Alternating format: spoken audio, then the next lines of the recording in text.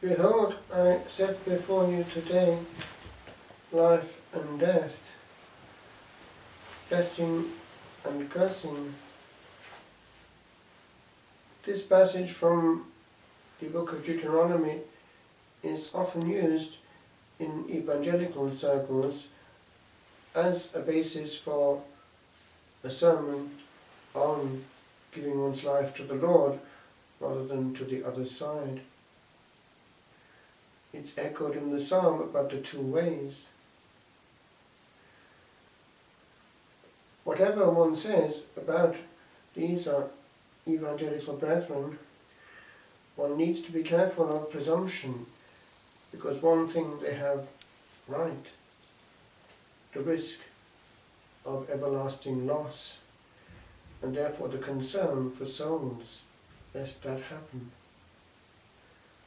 If we had more fire in our preaching, we might leave them less where they are at the end of a celebration.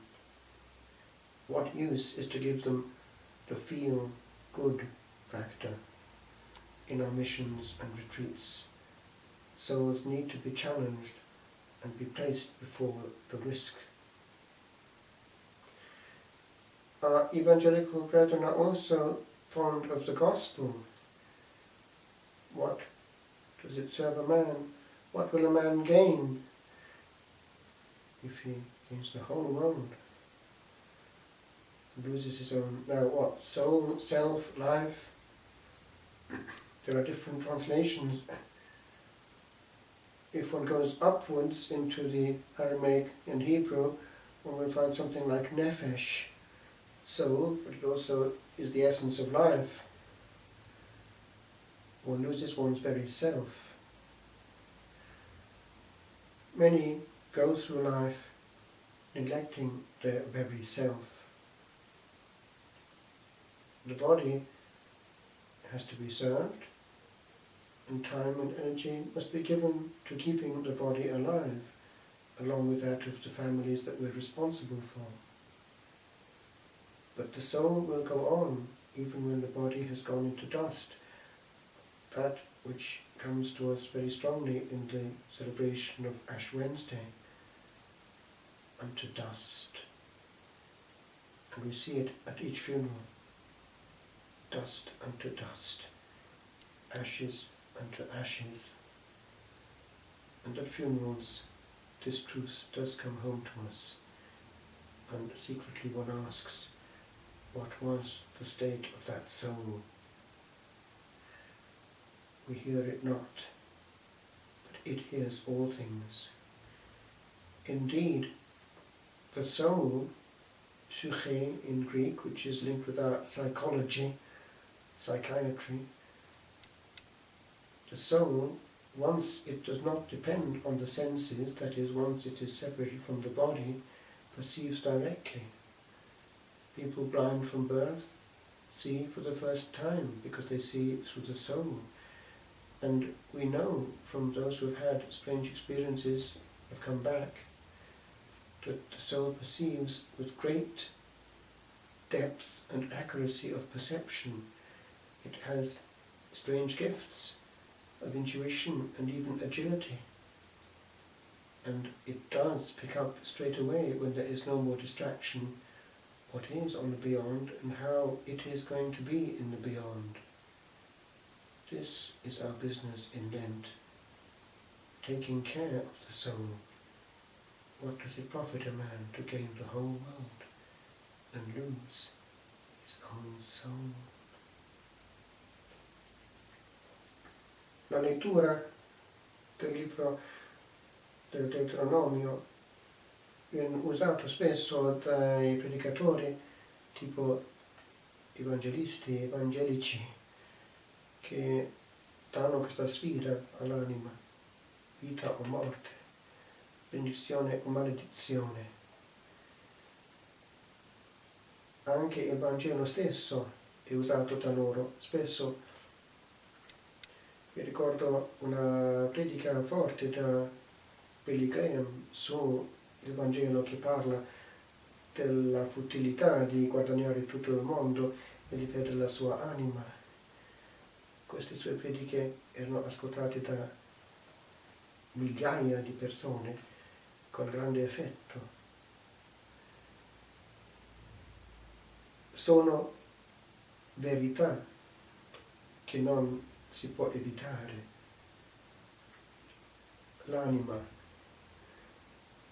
nefesh in ebraico, psyche in greco, quando questa psyche, l'anima, esce dal corpo, non è più dipendente dai sensi per la percezione, ma percepisce direttamente con la sua forza e senza distrazione.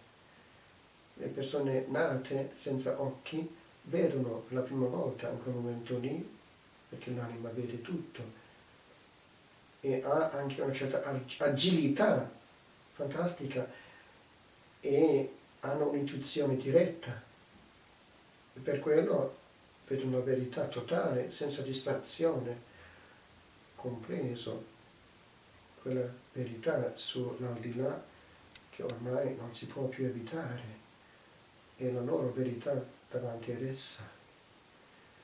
E dunque questa predica coinvolge anche noi.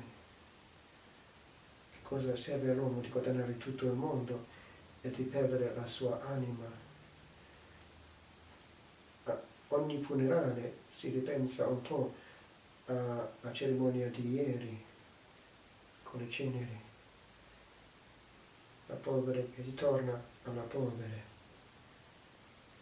E uno chiede di segreto almeno cosa succede di là quando uno vede partire un amico, un'anima amata, ormai fuori contatto per noi, però in contatto diretto con la realtà ultima, con il suo bagaglio, e in quel momento lì conta molto, si ha preso sul serio la Quaresima, la preparazione, la cura dell'anima. E questa verità coinvolge anche noi. Che cura abbiamo dell'anima nostra immortale?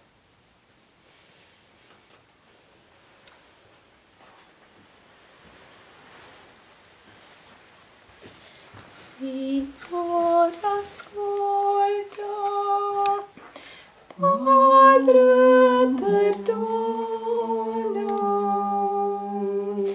fa che vediamo il tuo amore,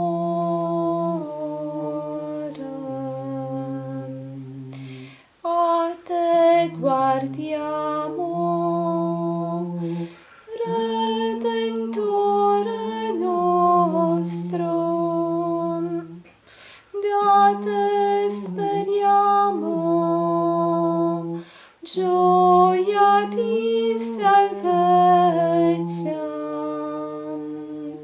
fa che troviamo grazia di perdono.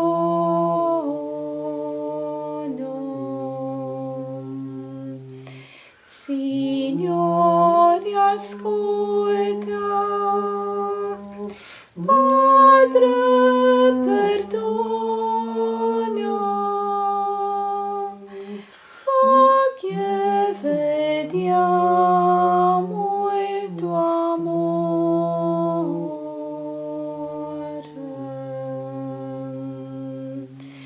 Ti confessiamo ogni nostra colpa, riconosciamo ogni nostro errore e ti preghiamo